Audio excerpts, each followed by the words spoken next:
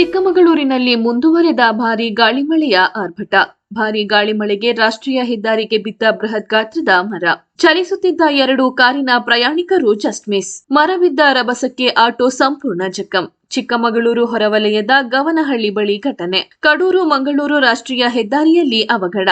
ಮರ ಬೀಳುತ್ತಿದ್ದಂತೆ ಸ್ಥಳಕ್ಕೆ ಓಡೋಡಿ ಬಂದ ಸಾರ್ವಜನಿಕರು. ಕೂದಲೆಳೆ ಅಂತರದಲ್ಲಿ ಪಾರಾದ 2 ಕಾರ್. 2 ಕಾರ್ಗಳ ಮುಂಭಾಗ ಸಂಪೂರ್ಣ ನಜ್ಜುಗುಜ್ಜು. ಅದೃಷ್ಟವಶಾತ್ ಪ್ರಾಣಾಪಾಯದಿಂದ ಪಾರಾದ ಪ್ರಯಾಣಿಕರು. ಮರ ಬಿದ್ದ ಹಿನ್ನೆಲೆ ರಾಷ್ಟ್ರೀಯ ಹೆದ್ದಾರಿಯಲ್ಲಿ ಟ್ರಾಫಿಕ್ ಜಾಮ್.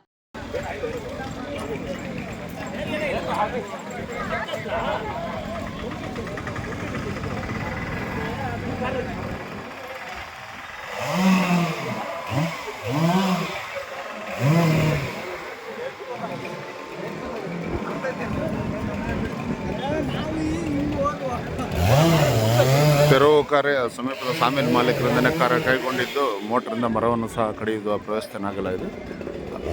ಪೊಲೀಸ್ನವ್ರನ್ನ ಕಳಿಸ್ಕೊಡ್ಬೇಕಾಗಿ ಹೇಳ್ತೇನೆ.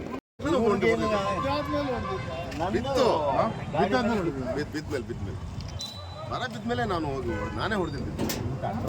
ಕಂಟ್ರೋಲ್ ಆಗಬೇಕು ಗಾಡಿ.